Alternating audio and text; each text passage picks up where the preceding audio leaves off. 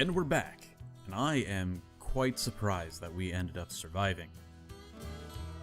We are in a really good place right now with our stamina at 20. Since we discovered the rations can be used up during the game, not just at the different rest points, that should help some. I honestly thought last game was going to be our last game, so I'm excited that we get to continue. You follow the passage northward, and some meters further on, a passage runs off to the west. It is just about big enough for a human to squeeze through. You can hear some frightened voices echoing off in the western passage. Not me first, you go. Let's go westward.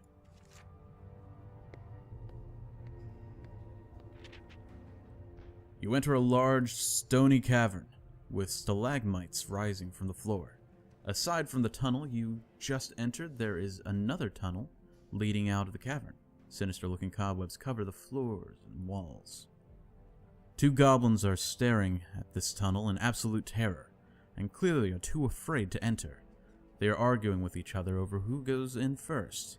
No, Nurk, you first. I know C's dead. You go! Boss says me, boss. You first. Me keep lookout. The pair are so busy with their arguments that they have not even noticed your appearance. You could quite easily ambush them.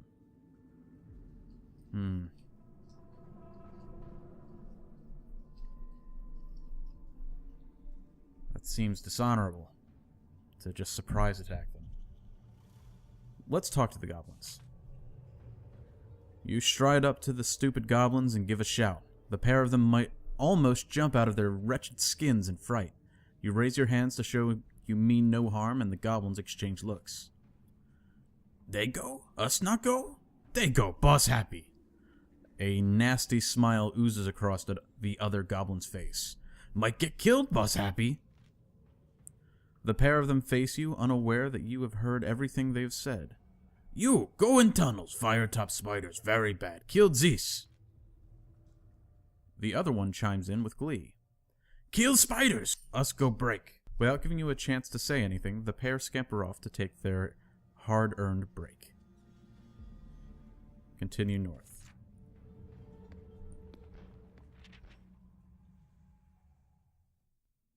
You stoop to enter a smaller cave, but thankfully you can stand properly once inside. Cobwebs thread across the walls, floor, and ceiling, and you can't help but feel incredibly unsafe. There are multiple tunnels leading off, and some of that appears blocked. The west passage is covered with thick webs, and there appears to be movement inside. The only other thing of note in this cave is the corpse of a goblin. It is partially wrapped in webbing. Let's search the body. As you approach the goblin's body, you notice something strange. It seems to be moving. Your eyes must have been playing tricks on you. Kneeling down, you look closer and begin to inspect the body. Suddenly, the dried corpse bursts open, and two skeletons leap out at you. You fall back in surprise from the nasty shock. Horrified, you attempt to get back up and draw your weapon. Oh, we lost a skill. Finally, someone showed up. I wasn't going to be able to wait in there for much longer. Let's get the fool. Goblin surprise. You scramble back to your feet from the skeleton's surprise ambush.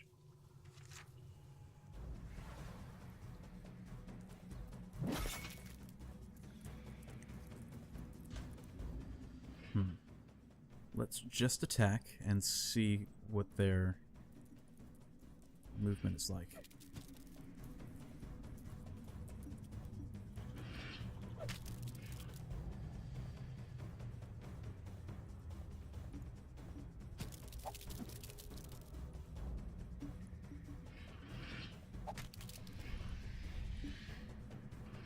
Alright, so far it looks like it's fairly straightforward. Unless they've got some kind of secret skills in their pocket, I think we're going to be okay.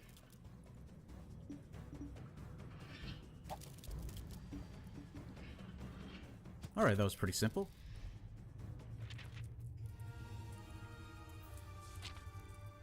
With the skeleton smashed, you take a moment. Catch your breath. You're still quite shaken from the shock. What is left of the goblin still lies on the ground. Otherwise, you could leave the cave before you enter any other nasty surprises. Let's search the goblin's remains. Ever so cautiously, you once more kneel down to the remains. This time, however, there are no surprises. You search over the body and discover a cork bottle filled with a liquid. Take the bottle. You take the bottle and instantly cry out in pain. It's a bottle of acid, and it's leaking. That's not great. Ah, more skills. Head northeast.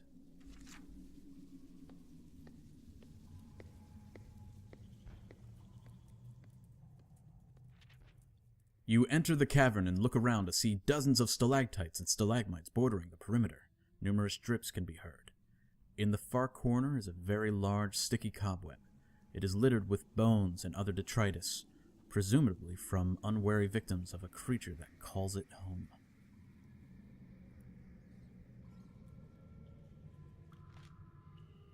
Near the back of the cavern, you also come across a pair of boots, which seem to be made of quite recently. Let's try on the boots. The boots are well fashioned, using deep red leather. They are much sturdier than your own and fit you well. You try a few steps, but are horrified to find that you have become clumsy, and the boots seem to be gripping your feet with considerable force. We are just not having it, are we?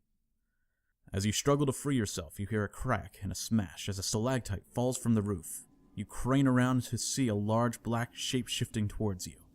As it approaches, you turn cold. Ooh, not cool. Several meters away, a giant spider as wide as a dinner table advances toward you on spiny legs, mandibles clicking and nervously in anticipation of its next meal. You draw your weapon to defend yourself as the giant arachnid stalks you.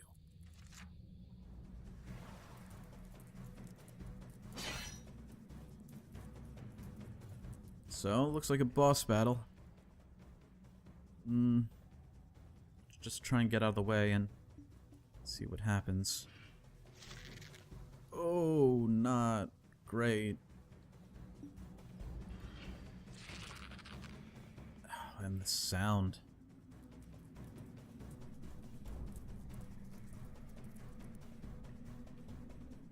Did it wobble? I'm gonna move.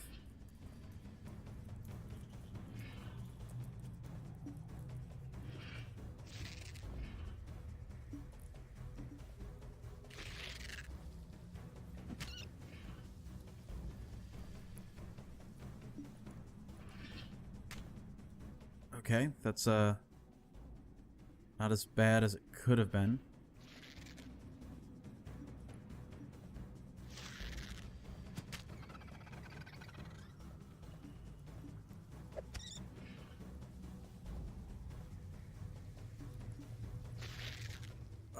Wait, is that... Yeah, it still hits. Good. Whew, this is actually, it's safer if we just attack there, because it's going to hit him anyway. Woo! You defeated the giant spider. Almost exhausted after your awkward fight with the spider, you set to work on hacking the boots off. Eventually, they come free. Got her skill back.